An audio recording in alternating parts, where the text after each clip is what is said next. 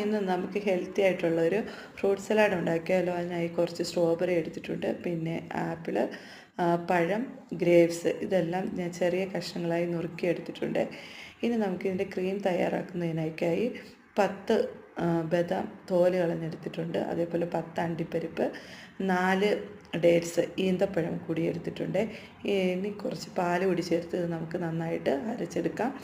ഇപ്പോൾ ക്രീം ഞാൻ നന്നായിട്ട് അരച്ചെടുത്തിട്ടുണ്ട് കേട്ടോ. ഇനി നമുക്ക് ഈ നുറുക്കി വെച്ചിരിക്കുന്ന ഫ്രൂട്ട്സ് ഐറ്റംസ് എല്ലാം ഒരു ബൗളിലേക്ക് ഇട്ട് കൊടുക്കാം. നമുക്ക് ഏത് ഫ്രൂട്ട്സ് വേണമെങ്കിലും ഇതിൽ ഉപയോഗിക്കാം കേട്ടോ. ഇതിപ്പോൾ എൻ്റെ കയ്യിലുള്ള ഫ്രൂട്ട്സ് എല്ലാം ഞാൻ എടുത്തിട്ടുണ്ട്. ഇനി നമ്മൾ തയ്യാറാക്കി വെച്ചിരിക്കുന്ന ക്രീം കൂടി ഇതിലേക്ക് നമുക്ക് ചേർത്ത് കൊടുക്കാം. അതിനുശേഷം ഇത് നമുക്ക് ഒരു സ്പൂൺ ഉപയോഗിച്ച് നന്നായിട്ട് മിക്സ് ചെയ്തെടുക്കാം കേട്ടോ. നല്ല ടേസ്റ്റി ആയിട്ടുള്ളൊരു ഫ്രൂട്ട് സലാഡാണ്, ഭയങ്കര ഹെൽത്തിയാണ്. ഇതിൽ നമ്മൾ എക്സ്ട്രാ ആയിട്ട് ഷുഗർ ഒന്നും ആഡ് ചെയ്യേണ്ട കാര്യമില്ല. കാര്യം ഓൾറെഡി നമ്മൾ ഈന്തപ്പഴം ചേർക്കുന്നതുകൊണ്ട് തന്നെ നല്ല ടേസ്റ്റുണ്ട്, നല്ല മധുരമുണ്ട് കേട്ടോ.